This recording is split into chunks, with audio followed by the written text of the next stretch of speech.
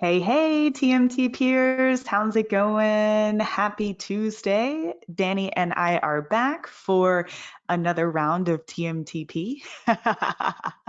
We are moving into module 6. That was a mistake. Sorry, guys. We're moving into module 6, all about ad creatives. So, really looking forward to this session. I know I always say this, but I truly believe this one will be a little shorter than the others because we do have some bonus videos that are going to be doing some of the heavy lifting here since this is a pretty big topic. Before we do that, I wanted to show you guys something really funny that John just sent me. This is some sort of meme that someone created, and it says a shopper on Google, and this person's like intently looking for something, and a shopper on Facebook, and she's kind of just like cruising down the aisle. This is so true and so important to think about when, especially when we're thinking about these social platforms like Facebook and Instagram. People are not on these platforms to buy stuff. And if we were to do this, Danny, it might be funny for us to do a take on this. But I would have this person like walking outside in the park. Like they're not even necessarily in the mindset of being in a store to make purchasing decisions. They're on these social platforms to spend time, to catch up with friends, to be entertained, to scroll. And that's why everything that we've been covering the last few weeks is so important. It's not like we're just here to get right in front of someone who's already searching for our product or service. We've got to really dig deep and into the mind of this person and what's going on in their life so that we can make ourselves applicable to them, so that we can really fit our product or service into their life. And, even though this is harder than just using Google search ads, the benefit of this is it's so much more scalable. That's why people love buying traffic on platforms like Facebook and Instagram. Once you figure it out, it's so much more scalable than just relying on search traffic with Google.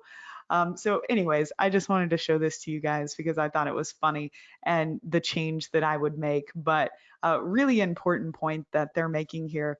And yeah, Danny, stuff like this could be cool for our new smart marketer social. Just something I was thinking about. So, all right, y'all, it is time to dive in to the good stuff. Just a little FYI for you all. If you have been waiting for any overflow stuff from last Monday or Thursday, we are all caught up now. Yay. So we just posted all of those video links into the Facebook group. Some of you guys had more than one, and we tagged you in that post. So if you've been looking for feedback from last week and you were a part of the overflow list, we are finished with those. It was a big day of videos, but love being able to connect with you guys and see your progress, especially on the targeting and ad copy side of things. Like you guys are nailing it. And that makes me feel good as a teacher because I know this information is resonating with you. It's at least making sense enough for you to produce really good materials. And that's just within, the week's time frame that we're doing homework. Like I can't wait to see what you guys do over the next few months and even the next few years. So thank you all for being such an active class. This has been really fun for us so far. And yeah, just thanks for showing up and being you. It is our pleasure to get to do this. Okay, so the overflow is finished. We already chatted about that. And then I wanted to let you know about the bonus trainings for this week. So my session today is more of a broad view on ad creatives, the process that we use to get our creatives out the door, the different types, all of that fun stuff. And then we have a training from Ezra and also a separate training from Boris, who is the CMO of Boom. He runs all of Boom's ads. We have two trainings to really supplement the information that I'm going to share. So the first is Ezra diving deep on video ad formulas. Most of his examples are ecom focused, but everybody should go through this because he is really good with video ads and he's able to go a lot deeper than I am today and actually give you some step by step formulas to use when you're creating video ads, which all of you will if you haven't yet in your career. And then the second one is pretty cool. So this will be in the members area in the next few days. Boris is wrapping this up. This is a brand new piece of content, but he's going to talk about the process that he uses to get creatives out the door at Boom. So actually how he does a lot of the video editing, because what's funny, most of you guys would think that we're using like a big professional video editor at Boom, and it's actually Boris doing it on his own, which is amazing. So he's going to walk through that, and he's also going to walk through the different creative types that Boom uses now and that Boom has used in the past, and kind of how that's evolved and how he thinks about that. So these will be in this module, in the module 6 area of the members area sometime this week. And just a reminder that these are bonus trainings for you guys that just go a little bit deeper on specific parts of what we're going to chat about today. So, Danny, anything we need to clear up or touch on before we move forward? I'm ready to rock and roll if you guys are. I've got my tea here as always. I rearranged my office today, which is fun. I'm now looking out the window, which is making a huge difference. The window was to my right before, and I was staring at a wall, and I feel, I feel so much more calm with the window in front of me. Crazy how big of a difference stuff like that can make. Totally. Yeah, no, I'm also facing a window with my tea. But we're all, yeah, we're all Wins. rocking. People are having fun. We're chatting in the questions box. So yeah, thanks for interacting with me. And I think we're good to go, Molly. All right, let's rock and roll, guys. So you are familiar with this graphic by now, but we are truly checking off the boxes. Of course, we've gone through the foundation, the who, the copy, the campaign structure. So before we move into troubleshooting and optimizing, which we'll start to do next week, it's time to chat about the creative. But before we do that, I just want to let you guys know what to expect in the coming weeks. Of course, you guys have the PDF schedule you can check out, but next week is all about launching your campaigns. And so that module is really about me showing you different businesses and how we take these marketing assets that we've been going deep into the last few weeks and how we really package those together to build and launch a fully fleshed out campaign. So, especially if you're still feeling maybe a little lost in terms of campaign structure or tactical button clicking or what the end result looks like here, don't worry. That's what next week is all about. And then after next week is when we get into modules that are more advanced and more about the reactionary side of media buying. So this has really been about being thoughtful in the strategy and the building out of the assets that make up the campaign. And then the rest of the training is about what to do after you've launched. So optimization, troubleshooting, scaling, more of those reactionary decision-making type stuff. But next week is about launching. So we're going to piece everything together. That module is usually very helpful and eye-opening for people. But the way that we've structured this, especially these first 6 weeks, really allow us to focus deeply on the topics that we know matter the most. So today is all about the creative. And this step is different from the other steps. It's always best saved for last, in my opinion.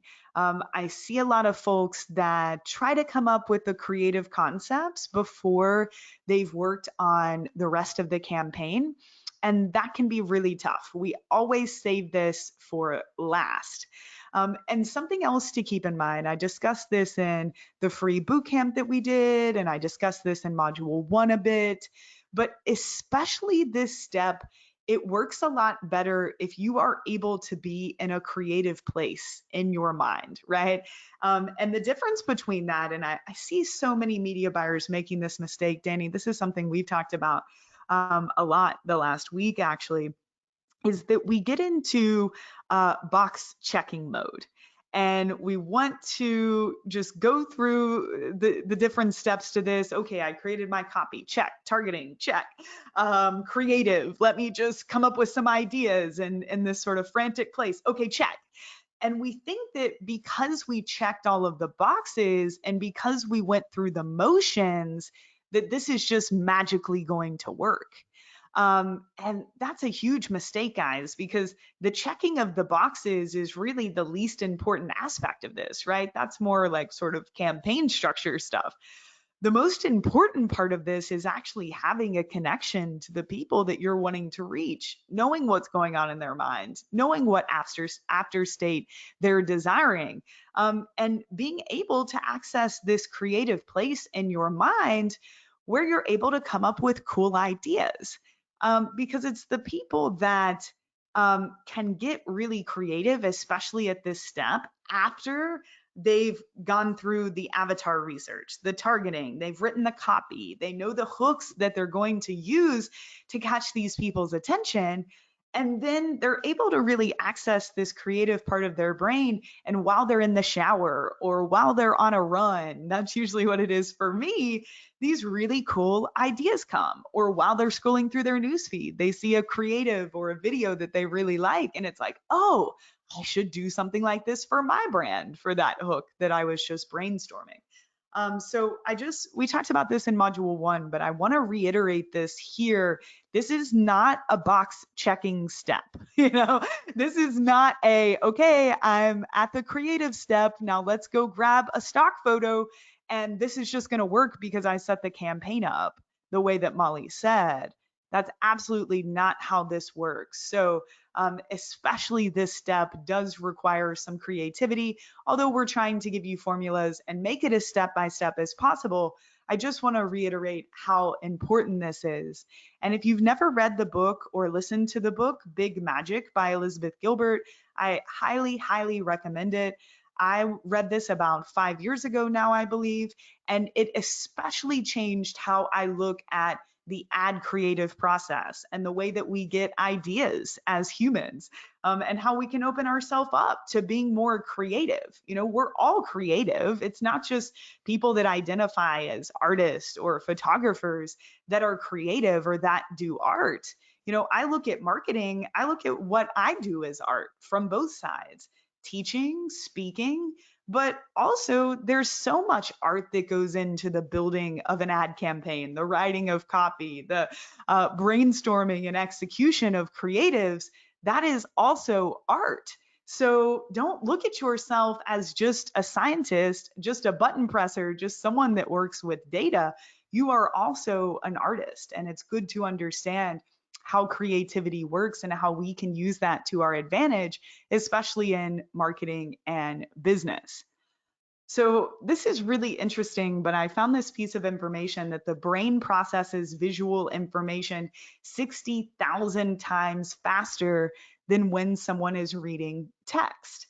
So the brain is able to process an image or a video or a visual representation, which is basically what the creative is, 60,000 times faster than text. That was insane to me. And approximately 65% of the general population are more so visual learners than learning through reading or other mechanisms. Like I learn best through teaching, but approximately 65% of the population are visual learners. So just looking at these first stats, I mean, everybody knows how important the ad creative is to the success of a campaign. It's one of the most discussed topics when it comes to Facebook advertising or digital marketing in general. But I wanted to share this with you guys because I think it's important to understand how people process information and the fact that a lot of folks are going to read your ad copy first. And a lot of folks are going to read your ad copy second or third. People are going to engage with the ad copy. And that step is so important, not just because of the actual copy that you write, but really because of the hook creation process. That's the goodness of that step of this process, is coming up with those hooks, those true reasons that someone's going to take you up on your offer. But it's important to understand that the creative is just as important as getting that message across as the copy or any other step here. So this step is just as important, but it should always follow the hook and copy step. You should never be working on your creatives first, because if your creatives are truly a visual representation of the hook, and because people are able to process that 60,000 times faster, we first need to know the hook, and we need to have gone into the depths that we did last week to ensure that whatever visual we're putting in front of people is simply the visual representation of the hook and the written words that we focused on last week. So, again, really important to do the hook and copy first. Now, when we're talking Facebook and Instagram, and somebody in the Q&A that I was getting caught up today said, "Oh, and I have questions about like Instagram, but we'll get to that when we talk about Instagram specifically." I said this at the beginning of the class, but I need to do a better job. Everything that I'm teaching you all absolutely has to do with Facebook and Instagram. It's the same ads manager. Ads are built through the same platform. Obviously, there are some nuances in like where the headline goes or how things appear as someone scrolling through the news feed, but the platforms are very, very similar. And the ads that we're using on Facebook, we are mostly using on Instagram too. So when I say Facebook, I mean Facebook and Instagram.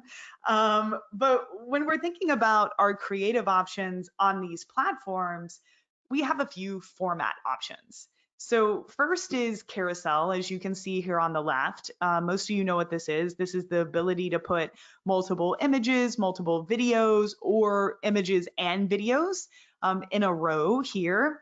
Of course, we have the single image, which I call really the static image. So just a static image creative. We have the single video creative, of course. And then we have two options, and I'm not going to talk about a lot. One is a slideshow where you can upload images and those turn into videos. That's basically just a way for you to use a Facebook tool to turn images into video. It's not really a different creative option per se. And then collection has more to do with e-com and dynamic product ads, which Ezra will talk about later in the class. So when you go to select the format at the ad level of what creative types you want to work with, it can seem a little overwhelming because there are a bunch of options. But when it really comes down to it, on Facebook and Instagram, we pretty much have two creative types: video and still image. Pretty simple. Video and still image. And one of the biggest questions that I get, and we're probably already getting these, is, Molly, which is better, image or video? I got a lot of those in the Q&As that we got caught up with today. What about carousel? Which one's better? And this is the very wrong question to be asking, guys. This is very similar to trying to figure out which ad copy variation works best or which targeting option works the very best. Because we hear so much of that language in marketing and talking about split testing and talking about the winner, we always are wondering that in every category that we're working in, like which is better. But that's absolutely a flawed mindset, because as I've talked about the last few weeks, it's not about which one's better. It's about trying to get as many different videos and images in the long run to work and to meet your success metrics as possible, because that's what allows you the volume of scale that you're looking for. With Boom, we're not trying to figure out what are the best images, what are the best videos. We're trying to pump out as many images and videos that meet the requirements, the success metrics that we're looking for as possible, because we know that's truly where scale comes from. So this isn't a game like I saw this on HubSpot, video or image, which performs better? Yeah, we can all run a simple split test and determine which one worked better. But in the long run, it's really about getting them all to work, especially when we're looking at video versus image, because some people are just wired to first read your ad copy and maybe not consume the creative, where other folks are going to consume the creative and maybe only consume the creative or then consume your ad copy. So by using both of these types at all times, that means you are getting the most reach, you are getting the most, you are resonating with more people in the market than if you were just trying to test one versus the other to find the winner, because you would be ignoring an entire group of people that are not most likely to engage with that creative type, which is definitely something that Facebook knows when it comes to looking at individual consumers. Like, for example, I don't engage much with video for some reason. I'm more of a reader. I skim, but I more so engage with ad copy first, and I'm much more likely to engage with a static image. I'm not sure why. It's just how I am. Where I know a lot of you guys are much more likely to engage with a video. So just keep this in mind, guys. It's not about finding the winner. The hope is to create as many of these assets as possible so that we can ultimately scale your business. And here's just a quick example of a project I was working on a few months ago. This is the keto client that I've told you guys a bit about. But for that particular client, we were in the middle of a particular campaign, and I wasn't getting the assets from their team that I needed. I'm sure any of you guys working with clients can understand that. And so I launched the campaign initially with just video because that's really all I had at my disposal. And I needed to get something up because this was very time sensitive. Well, those videos were working great. We were getting an amazing cost per lead, great volume of results, great return on ad spend. And then a few days later, once I was able to get the images that I was looking for, um, we were able to scale 30% more, especially over those next few days after I added the images. And the only change, I made no change in terms of audience. I made no change in terms of budget here. This was simply by me adding a different creative type into the mix that was going to appeal to a part of our audience that we might have already been targeting, that just weren't interested in the video creative. So instead of just relying on videos as the ones you see here, trailers for what we were working on, you see we were able to add in an image here, and this made a really big difference. So keep that in mind, guys. It's not about finding the winner. It's about using both creative types to the best of your ability. And for almost every ad set that you're running, you're wanting to be using both of those. So common questions that we see: how long should my video be? This is something Ezra will talk more about in his video training, but it really doesn't matter as much. Obviously, Facebook has certain limits to video link that you can work with. I don't think we've ever hit a video length other than something that we were doing for like IGTV, more of an organic strategy. Honestly, for Boom and Smart Marketer, we run videos anywhere from 5 to 10 seconds to Danny right now is converting a Facebook Live that we just did into an ad. And I think that Facebook Live was almost 2 hours long. And same for Boom. Boris will talk about this, but some of their video ads, top of funnel, are 15 to 20 minutes long. So this is something we do not want to get caught up on. The length is, we'll talk about this a little bit more later. It's important to balance the length. If you are using a few video creatives that are much longer, then maybe balance that with also some shorter videos in the ad set that's going to appeal to people that don't watch longer videos. But it really should take however long you need to portray that hook in your video. This is not something you should be like, okay, my video needs to be 38 seconds because that's Boom's video length, and now I'm going to work backwards. No, that's definitely not a place to start. Also, people ask things like, Molly, what color background should I use for my images?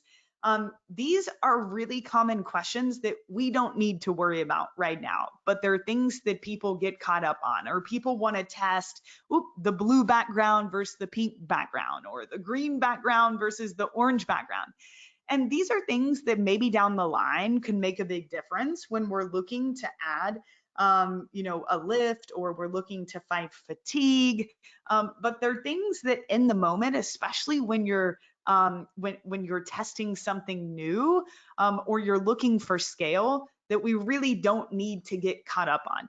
I would much rather you test things that will make a much bigger difference, bigger levers in the business, which are things like testing different hooks, right? Like these questions will not move the needle, like really diving deep into your hook will. So this isn't about finding a stock photo and testing a few different colored backgrounds. That's not going to work in 2020. This is not about just taking exactly what Boom does and replicating it and wondering why it doesn't work for you. This is about you're at the end of a process right now, guys, where you've been building assets, and this requires just as much in-depth attention as the other steps did. So let's go through our three-step creative process here. And then we'll see if we have any questions, any time for questions at the end. Maybe we will, maybe we won't. But we're gonna go through the three-step creative process. I'm gonna show you guys a bunch of examples. I'm gonna show you different creative types that are working for us right now, and just step by step how we come up with these ideas, and a little bit on what the execution looks like. So the first step of this is not about diving into video or image or native or not native or anything like that. This is just about first brainstorming and allowing yourself some space to think about how you could portray your hook visually. So we talked about last week coming up with 2 to 4 hooks for the test campaign that you're building right now, or just whenever you're building a campaign. We suggest coming up with 2 to 4 hooks and then writing 1 to 2 copy variations for those hooks. Now, this is about going back to those 2 to 4 hooks. I don't care if you're just getting started, if you're scaling, if you're spending millions of dollars a month, it doesn't matter. This step is about going back to those hooks that you identified. So let's think about Russ's webinar. He was using a status hook. He was using an average day hook. He was using a social proof hook. So at this step, Russ is going back to those particular hooks, and he is thinking, okay, can I start to come up with some ideas of how I could visually portray what I'm trying to say here, right? This entire message that I'm trying to get across, is there some easy way for me to visually portray this that someone would catch on to pretty quickly, right? That is where we are in this step. So for example, right now we're running a promotion for Smart Traffic Live tickets. And Smart Traffic Live is a virtual summit that we do every December. And this week, tickets are cheaper than they will be, and the price increases this Thursday. So Danny and I have known, okay, we need to create some ads for this particular event in our business. So first we start with, okay, this is just retargeting, and the hook is pretty simple here. The hook is around scarcity, and the hook is around the early bird price going away. And so the first thing that we did is Danny and I hopped on the phone really quick, and we came up with some different concepts, right? We're working with this idea of an early bird. People already know the offer. We're working with this idea of scarcity. What can we come up with? So we quickly came up with 2 different ideas that reflect the hook. The first was a play off of this early bird idea, which we'll talk about more here in a bit, that's turned into this cool little cartoon ad of a bird actually going and like getting a worm out of the grass, really playing off of that. And then the second one came, of course, I was scrolling through my Instagram feed and I saw this really cool neon sign that was twisting and like really caught my attention. Someone was using it for a sale activity, just like we were doing here. So I said, great, this could be an awesome idea for the more direct scarcity based hook that I mentioned. So that probably took us a day or two, and we just had two hooks. But we needed some space to come up with an idea. The early bird one we came up with on the phone, and the other one was something that just came through me kind of setting that intention and say I'm looking for ideas around this particular hook, and then seeing something in my feed that we thought was a fit. After that, as you'll see in these steps, we spec'd out exactly what we wanted and then we handed it off to a designer to create it.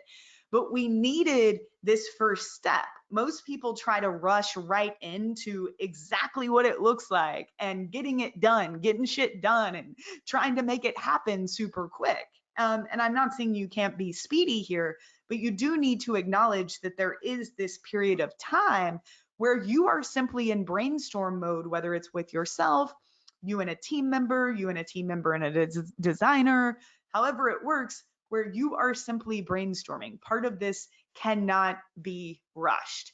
And all we're thinking about in this step is what is a visual representation of my hook? So, the early bird one, that was pretty easy. We played off of the words around an early bird and an early bird getting the worm. It sounds silly, but when people see that creative and they process it 60,000 times faster than they will the ad copy, they know exactly what the heck we're talking about. So this step is all about brainstorming. What is a good and effective visual representation of my hook? Because we know that people process these images 60 or 65,000, I can't remember the stat, 60,000 times faster than the text. So if we don't take time to really think about this, we might say nothing through the visual representation of our hook. It might just be too bland. It might not resonate at all. It might not say anything, or it might say the wrong thing. And then it doesn't matter how great your ad copy is, that person is gone. So, this first step is about the brainstorming process and how can I visually communicate what it is that I'm saying in my ad copy, what it is that I wrote down on the before and after grid for this particular hook. So this is what not to do. This is an ad I saw years ago, but this is a great example of what not to do.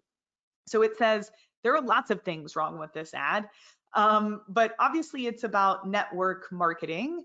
They're wanting you to get on this training, which is fine. I mean, there's some okay things about this, like we have a little bit of proof. We've got, the 10-minute part, but most of this is pretty poo-poo. Sorry if anybody had anything to do with this ad, but especially the creative, especially since this was going to cold traffic. And the reason for that is this creative in no way is a representation of the hook at all. This is about network marketing. This is about making more money. This is about learning about a funnel. And we have a cute cat here that might catch someone's attention. But other than the cat being on the computer, it has absolutely nothing to do with what we're talking about. Now, if we were retargeting, and we'll talk about this in the retargeting module, and we want to use more of an image like this, and we're able to back it up to the hook. Like, for example, Danny took a really cute picture of her cat yesterday, and he's like holding his paw up. Like, it looks like he's saying stop.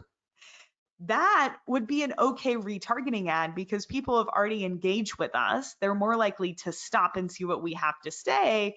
And we could literally use the kitty saying stop to say, stop, right? It looks like you haven't watched this webinar training, or et cetera, or whatever it is we're trying to get the point across about. But especially to cold traffic, this has absolutely nothing to do with the hook. It has nothing to do with what we're talking about. And this happens with e-commerce a lot because e-com people think that just because they have a physical product, that all they need to do is just show the product, just show it, just take a picture of it. And sometimes product shots do work, but it's always going to work better if you are visually showing the product in the context of whatever those benefits are, whatever the after state is that we discussed last week. So there's a lot wrong with this. This is a keto shake water bottle thing, right? Here we have a bunch of features, which is unfortunate, not great. um, where the ad copy is not good at all, but I do understand that this is a shake and it's a 30-second keto meal prep. So that's really the only benefit that we're seeing here. But even worse, we just have this water bottle, it looks like, and a guy in the snow with a glove on holding the bottle up. This doesn't say keto to me. Where are the eggs? Where are the avocados? Where are all of those healthy fats that would catch someone's attention that's on keto? Where's the bacon, right? Or maybe we need to use a different creative type because this physical product really doesn't speak to the end result or the audience at all. It just looks like a water bottle. This is not good enough. So we want to make sure that whichever directions we go, it is always a visual representation of the hook, and that we are putting as much time and thought into this as we do the amazing ad copy that you're writing. We're not just trying to use images to catch people's attention. That's not good enough nowadays. There's plenty of other things that will catch their attention other than your fuzzy cat. And we've got to go deeper than just, hey, here's a photo of my product, especially when we're thinking about cold traffic. And one more of what not to do. This is really not good, guys. Like, this looks so much like an ad. They're just using stock images and some stock graphic. I immediately want to continue to scroll when I see this. I don't even want to digest this. I mean, maybe I understand what the offer is, but the rest of it looks like an ad.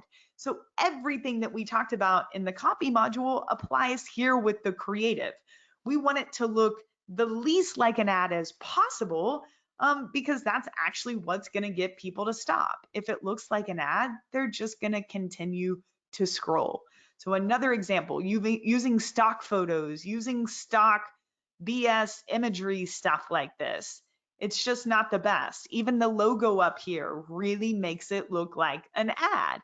And there's no reason you can't overlay text if you want, especially since Facebook is completely dismantling the text rule, which is awesome.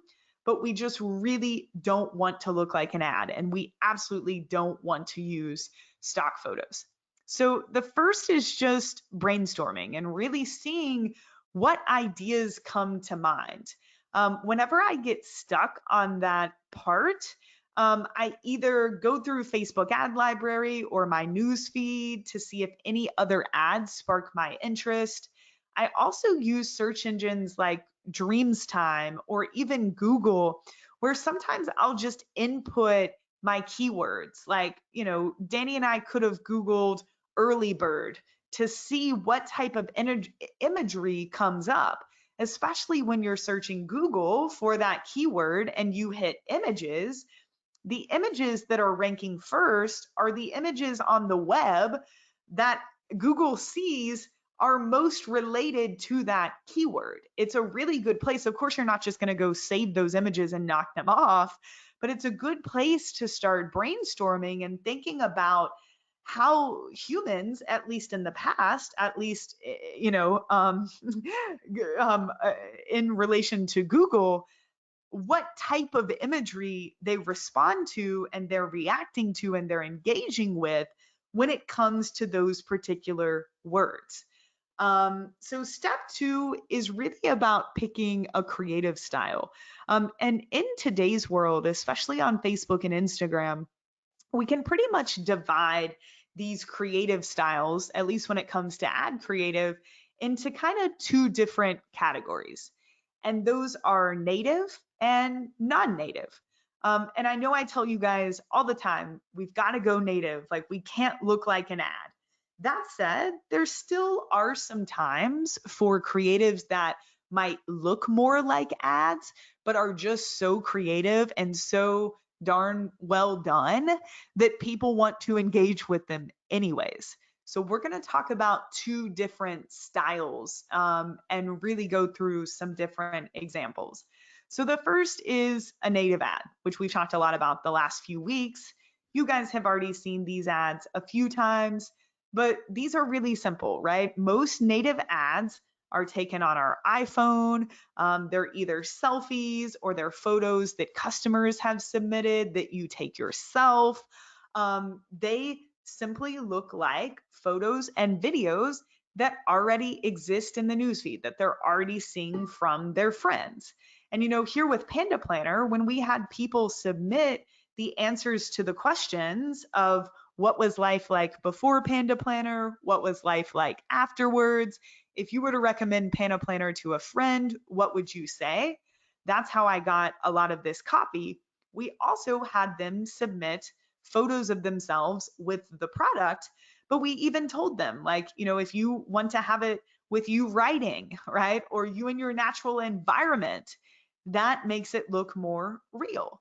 And you can see here, I even like cut these people's heads off. Like, this is not professional in any way. These are actual photos of people using the planner, and this works. These are very, very native. And you can see I use the same format every time, the person's photo and then a photo of their actual planner.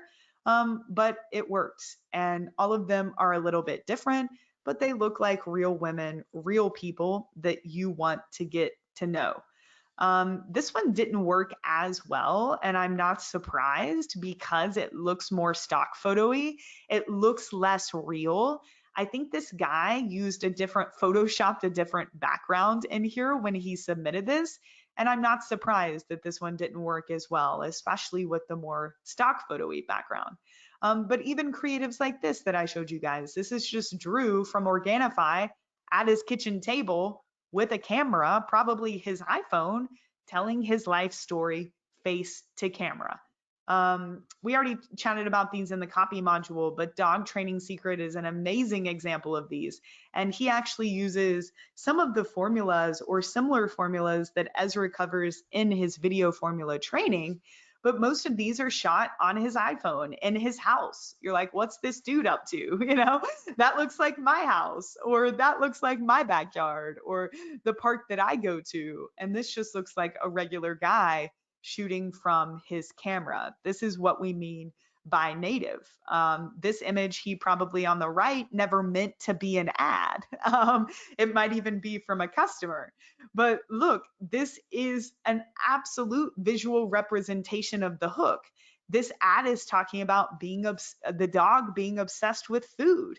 So this dog is sitting, obviously paying attention to the camera, paying attention to the owner, and there is food all over the floor, right? Usually the dog would be scarfing that up, but here she is not. This is a perfect visual representation of the hook. Same thing over here with our wine girls. This is a perfect visual representation of their story, talking about MIT grads building a wine algorithm. Well, now they're standing in front of some wine bottles. This is probably something they took on their phone. They've got wine in their hand, and they look like regular people, right? They don't look like wine models that we hired to try to sell you some wine that you might not want. This is about taking a short quiz that some girls that are MIT grads put together. Really, really simple. Hunna Killer would be a great brand to look at in the Facebook ads library, guys. Not only their videos, but their imagery. I mean, here we just have a family sitting at the kitchen table. So many people can relate to that, especially look at the point of view of this particular image on the right.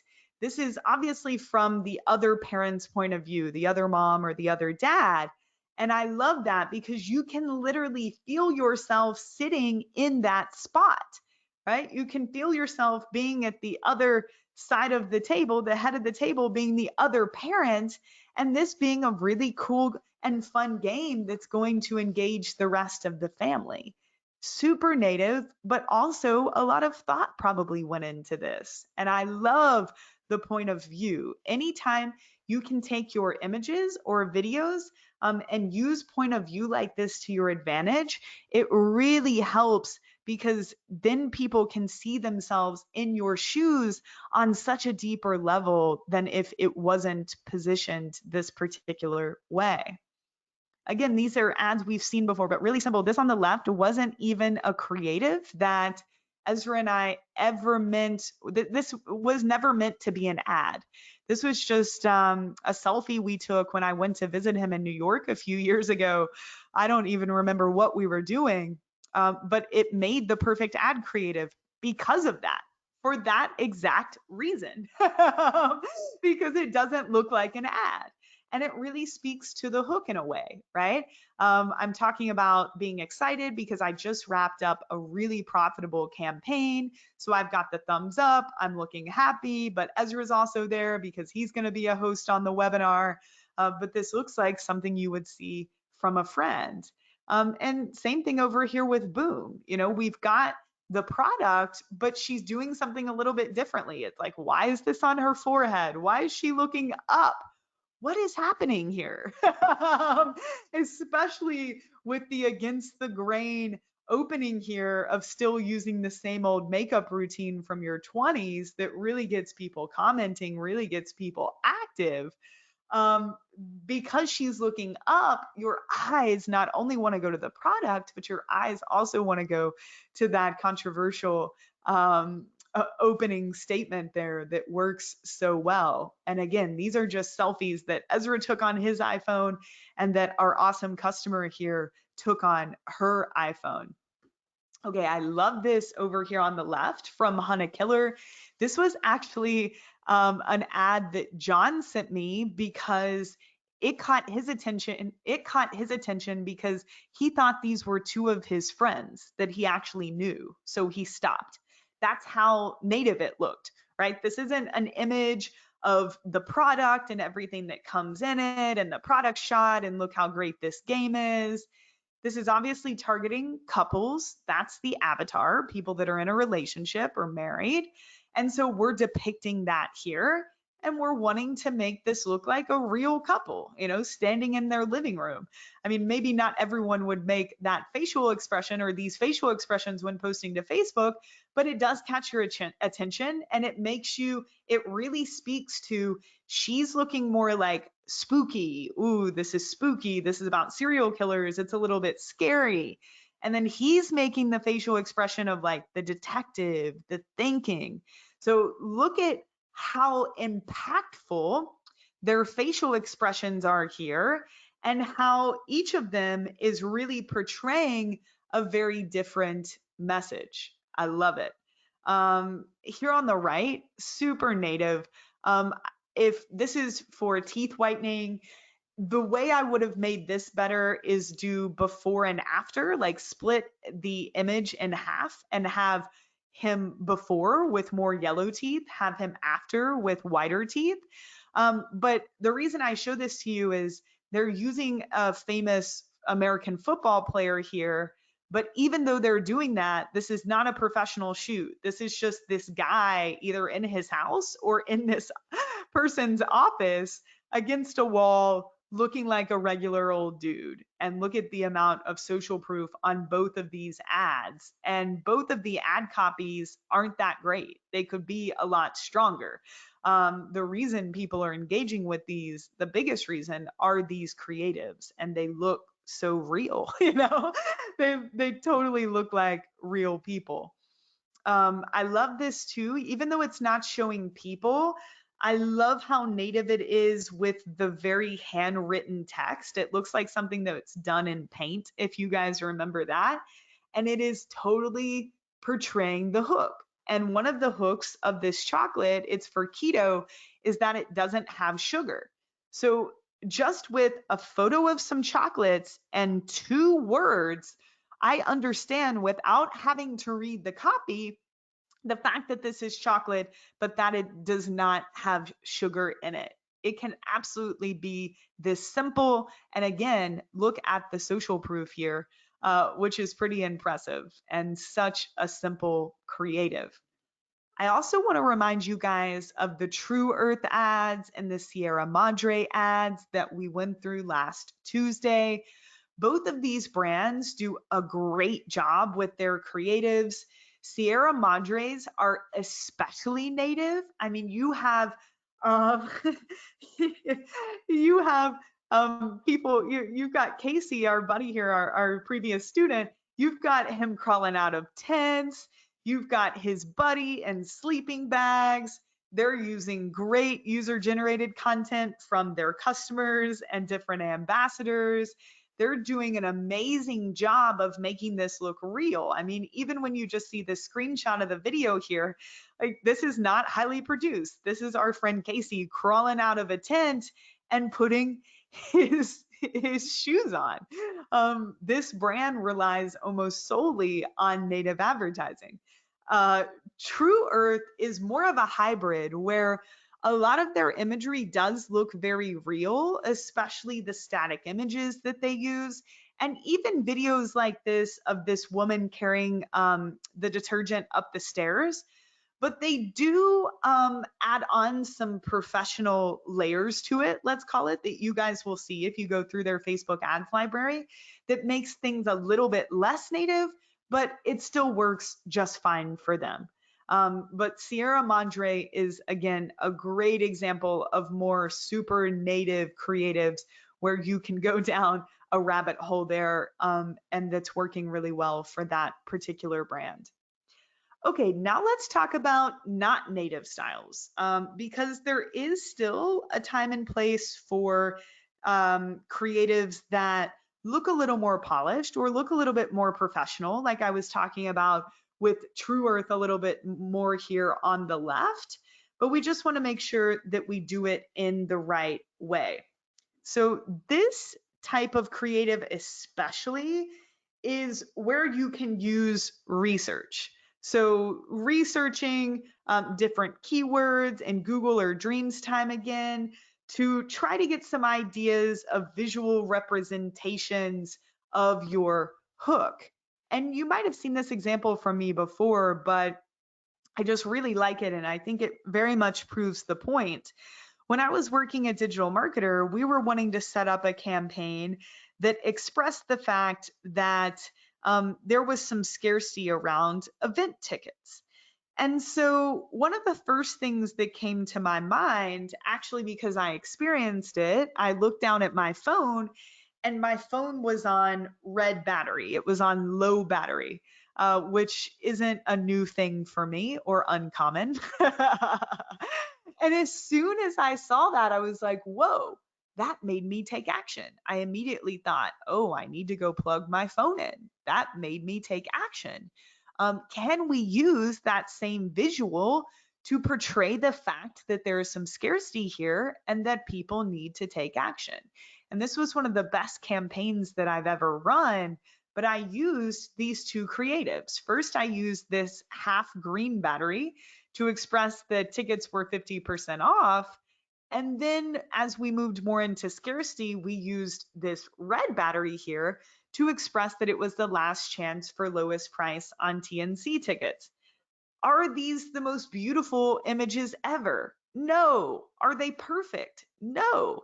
But did they work? Yes, absolutely. And they would still work to this day because, number one, we are absolutely visually representing the hook almost to the level where we are bypassing them even needing to process this in a way because we're using imagery, a battery, which we know they have to be familiar with because they're on a device. They're on a device at that moment that needs to be charged, no matter what type of device it is.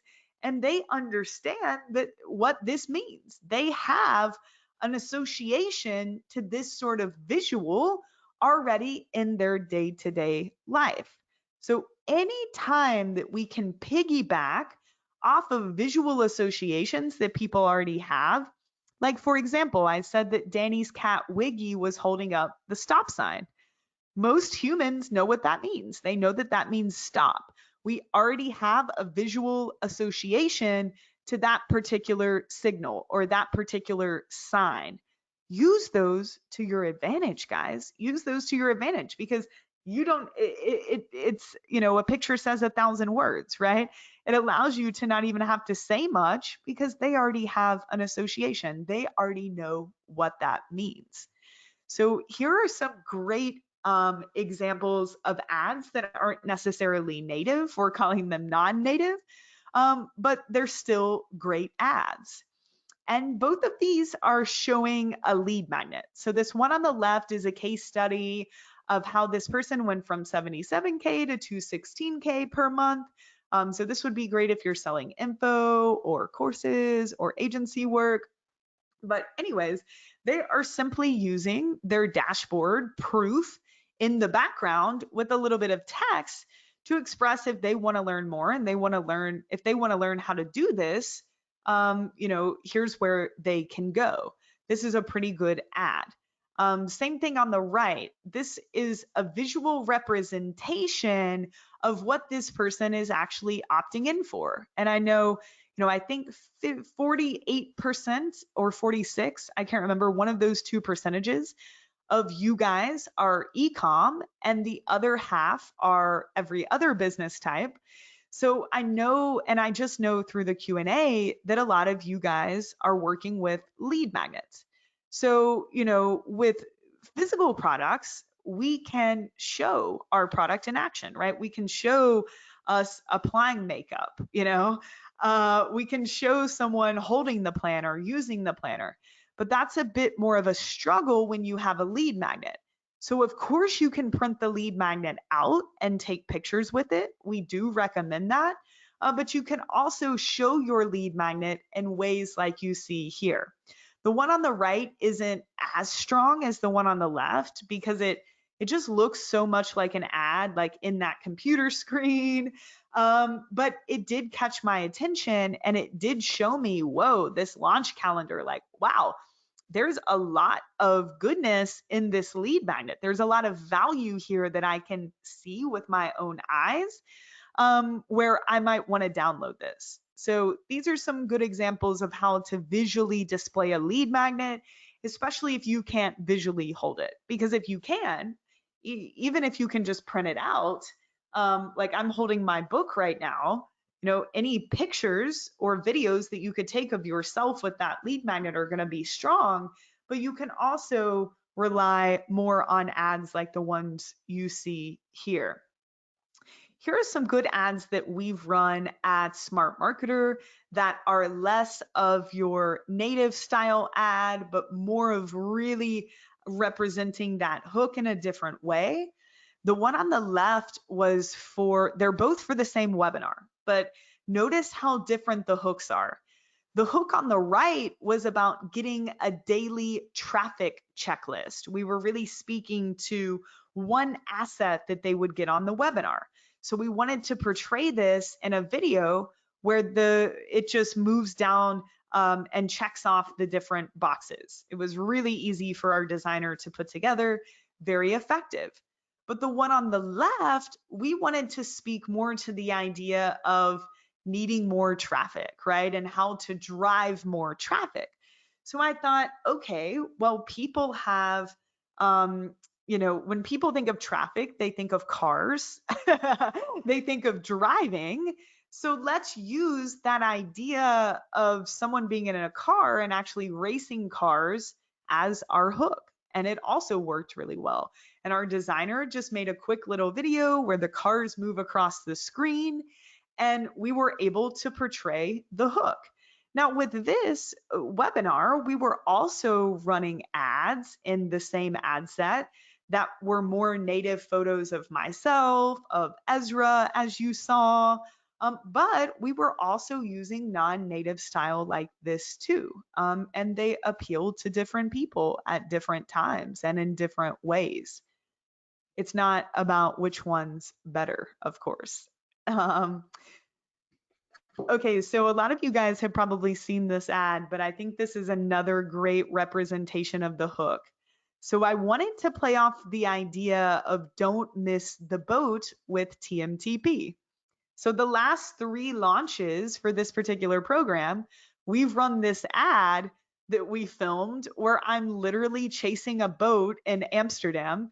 It's completely ridiculous, so silly. People thought I was crazy, but it works so well, even though it doesn't look that native. I mean, I've even got like an audio pack on my back there, as you can see, but it is absolutely a representation of the hook. Don't miss the boat. And it's funny. People love it. The amount of engagement that we use when we get when we use this ad is great. And a reason for that is I sat in the first step of this for a little bit. I sat in the brainstorming hook and I thought of different ways that I could express scarcity. And one thing that came to mind was not missing the boat. I think I might have even saw it on a TV show, and I was like, wow, I can shoot that. I can portray scarcity in that way. And this has been one of our most successful ads.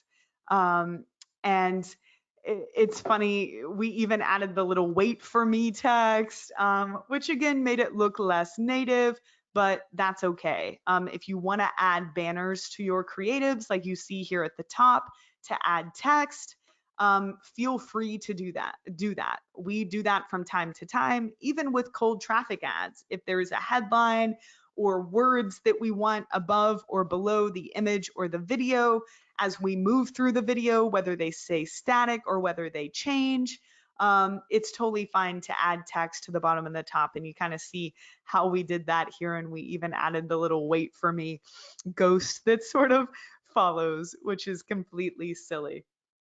Okay, so this is a great Instagram ad that flips between two different images as you see here. And this is really speaking to before and after, which we can all use. The only time you don't want to use before and after next to each other or in a creative like this is if you're in a market that's more gray area, like health or healing or medical or dating. That's when we want to be careful with before and after. Like we don't want to show a picture of someone with abs in the after and a flabby tummy in the before. Like Facebook just absolutely doesn't like that. So just keep that in mind. But most of us can create kind of a non-native ad or different variations that really show this comparison or this before and after. So this creative flips between on the left, a cotton towel, which is the before. So somebody's just using a regular old towel. And we then flip to this towel that they're trying to sell. And you can visually see the difference here. You can visually see how much shinier, how much curlier, how much better her hair looks, and she even looks happier. And this was just a quick video that loops between this cotton towel and then this towel that they're looking to sell, flipping between this before and after, which we all can do. We all can use this creative type. And Blue Apron did this here. You guys saw this ad copy last week, but this is just a video that flips between these two, one night out, 1 week of Blue Apron, right? It's just wanting to visually reinforce this creative and expressing that, hey, you can eat these meals for a week or have one night out. It's the same price, right? And they're doing that just through a simple creative. Again, of course, you wouldn't want to do this if you were showing like a bald head on the left and then a head full of hair on the right, if you're trying to help people grow hair. Or you wouldn't want to show like someone that's really poor on the left and someone that's really wealthy on the right. Like we don't want to get into personal attributes like that. But if you're speaking to anything else, you should have absolutely no problem using these sort of before and after or comparison type of creatives. This is another great example.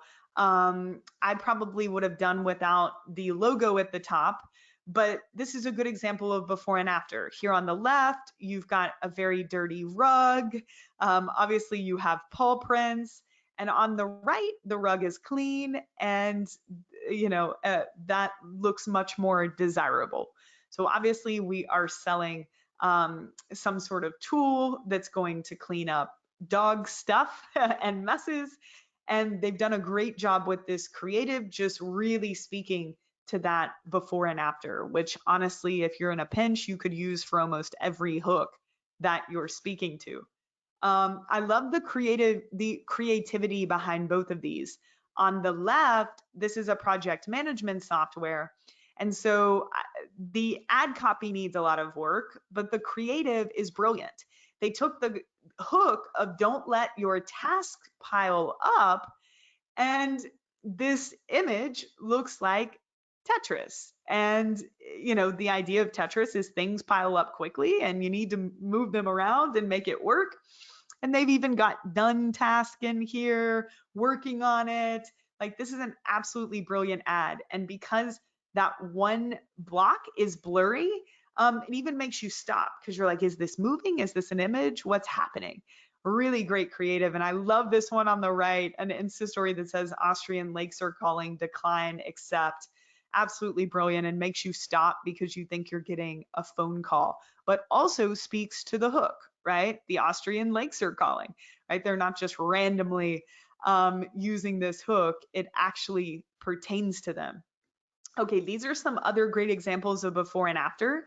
Here on the left, we have a tool that helps clean up your inbox. So before, we have the red icon, 13,000 emails. Ugh, who wants that? On the right, it's green, it's down to 0.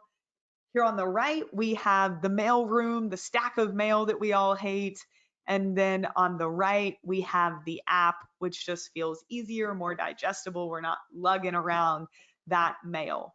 So these are two very simple examples of how you can, through a static image, or even if you wanted to add some animation and turn this into a video, how you can use this really before and after in more of a non-native way, as we would call it. These are from BetterHelp. I think they're really creative. They're playing off of the idea of wounds on the left, and so using the Band-Aid imagery. I love it. On the right, don't bottle up your emotions, and we have these sad bottles. These are truly visual representations of their hook. Same thing here on the left with hire. Don't snooze your goal of getting a new engineering job in 2020. And then they have the alarm clock here, right? This extra creativity is especially needed for those of us that don't have physical products to show. But that's brilliant, right? They took the hook. They're like, okay, we're all familiar with alarm clocks. This snooze really ties back into our hook. This is what we should be showing. Here on the right, mini chat, a comparison, email 20% versus messenger 80%. So another simple way to really show the before and after, or the comparison hook. If you're using one of those, even pain benefit could be shown in a visual way like this. Yoga Burn, you've seen a lot of her ads, and you'll see that she does a lot of native style ads, selfie videos, selfie images, but she also does a great job with these non-native styles. And I like how sometimes she's on the left not using a border. That is a tactical tip that can be interesting to test sometimes, because it just looks a little bit different in the newsfeed because there's just the white. It just bleeds out into the newsfeed. We're not used to seeing that. But I love that she's reiterating, trying this immune boosting home workout and kind of showing the movement there. It could be a little bit stronger, but I like that she's also using this cartoon style. And then over here on the right, obviously speaking to yogis, 12 weeks, one challenge, people in yoga poses. This time she is using the border, which also stands out, but just in a very different way. But you can tell that she does a really good job of using very different styles of creatives for scale, which are super, super important. Some of you guys have more of a novelty product that's just new and cool, and the concept just needs to be in front of people. On the left, this is a great example of this, right? Your puppy on socks. I took this last year, I think, when this was even a more hot trend of being able to print your dog on socks than it is now. But this was very simple, like very much portrayed this very direct novelty hook. Your puppy on socks. And I like that the dog is really close up to the camera. Cool ad there. Not everybody can use this, but if you do have more of a novelty product, this is a great ad to look at. Okay, over here on the right, this is kind of a before after, kind of a comparison, but paying down your credit card balances. So that's going to catch people's attention for people that want to do that. On your own, on the left, 971 with Tally 497. And he looks a lot happier, not holding those credit cards. He's got the device. This is such a good example of, I mean, they've gotten almost the full point across here. I don't even need to read the ad copy because they did such a good job with the visual representation, and showing not only this before and after, but the real opportunity that lies here if you're, interested in learning more about their service. And you guys saw this from an ad copy perspective, but I love that they're speaking to work-life balance. And we actually have that on a gauge here, and the gauge is going more to life than it is work. It's eye-catching, and it is absolutely speaking to the hook. Anybody who is not balanced and is looking for more life out of this picture would probably resonate with this cartoon here. Okay, so I just wanted to show you the two styles because you already know your hooks. And then moving into the brainstorming phase, it's good to also start to think about what type of style you want. And it's really nowadays native and non-native. And I like to use a good mix of both, 50% if I'm erring on, I'm sorry, 50-50 if I'm erring more on the side of one of them, just because it's a little bit easier or faster, then I will always err on the side of the native creatives because I know that those are usually the most effective. They're the easiest and they're the hardest to screw up. The non-native creatives can sometimes take a few iterations to get going. But we really try to focus on a mix of both of these styles when possible. So after we've brainstormed, we go back to our hooks in our minds. We start to brainstorm some visual representations of these hooks. We think about what styles that we want to use. Then it's time to actually start taking action, making these happen. And for a lot of you, this will be really simple. You'll be able to do this on your own. You'll be able to take photos of yourself with your lead magnet or your product, or you already have user-generated content from customers, or you already have this, or it will be pretty easy for you to get these, right? Or to make these. Where some of you, especially if you're going with some more non-native styles, you will need to outsource this to some sort of designer that's able to especially do things like this, right? Like for a lot of us, we can create maybe things like what you see on the left here through programs like Canva or Screen Time. But for something like you see here on the right, or even probably these two, probably both of these, definitely these. If you are not a designer yourself, you do need to work with a designer to make sure these come out looking good and looking high quality, because that's really important. So after you know the hooks, after you brainstorm the ideas, after you figure out the styles that you want to go with, then you need to decide which of these, if any, do I need to outsource? Or which of these can I do myself, or can I do internally with my team? Or which of these do I already have, right? Some of you will say, oh, I already have a lot of footage or a lot of images that I can use, Molly. There's really not a lot of work for me to do here. And that's okay. Some of you will have to do more work in this area than others. But at some point, almost all of you will need to outsource to some sort of designer. Just really quick, some tools we use, and Boris is going to go deeper into these because he actually edits Boom's videos on his own, as I showed you guys. So he's going to show you how he uses ScreenFlow. Sometimes I think he might use QuickTime, but most of the time he's using ScreenFlow to edit these videos. I know Danny and a lot of folks use Canva for simple image and video creation, especially if you're just trying to overlay text and not do anything fancy. Canva can be a really good tool to use for that. If you do need to outsource to a designer, you can find designers on places like Upwork. I also highly, highly, highly recommend our designer and someone that I've worked with for 6+ years now. Almost all of the creatives that you guys see from us at Smart Marketer come from Brittany, but she has her own design agency. She's reasonably priced. She's amazing to work with because she also thinks like a marketer. She's not just a designer. So if you're interested in chatting with her, interested in hiring her, she also knows the drill, like how this process goes down. Definitely check her out at Brittany, spelled Britney, Arkin, Arkin designs.com. She'll be more than happy to work with you guys. And something else that I want to point out when you are working with designers, this is a big, big mistake that I see.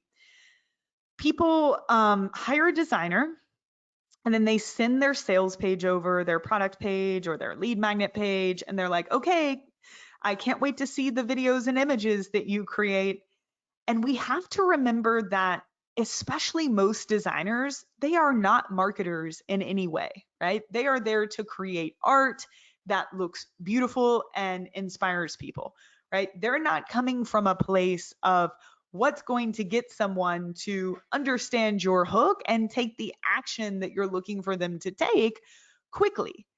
And so, when you are outsourcing, it's very important that you are pretty specific with this designer on what you're looking for.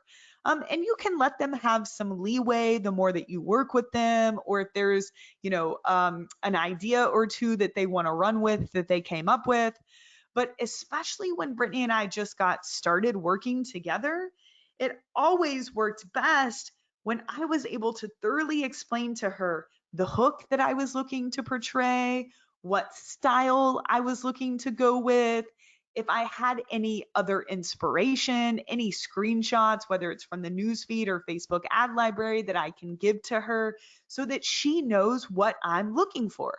Because otherwise, you're just going to get a beautiful video or a beautiful image, which can be great as a marketing asset in other places, but not for your ads. Definitely not for your ads. So when working with a designer, try to pick a designer that is more marketing minded, that does have experience with pumping out ad creatives, because that's very different from web design and other types of design. And of course, we recommend Brittany, and she works mostly on ads for Facebook, Instagram, Google. That's her jam, and she's also just a really, really good person and a close friend. So let me know if you have any other questions, or if Brittany's full, you guys are looking for more resources there. We do have some other people we can probably recommend, or some other services, but this is really where I like to start because I believe she's one of the best out there. So just quickly, some tools that we use. And all right, guys, that's about it for this one. So obviously we have 2 other bonus trainings with Ezra on the video formulas that you guys can use to script out your videos if you're looking to do that. Boris is going to walk through the more tactical creation of these assets if you want to do them on your own.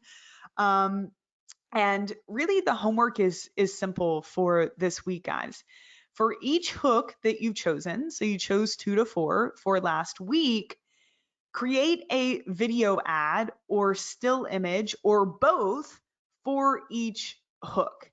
I understand that this might not happen by Thursday, and that's totally fine.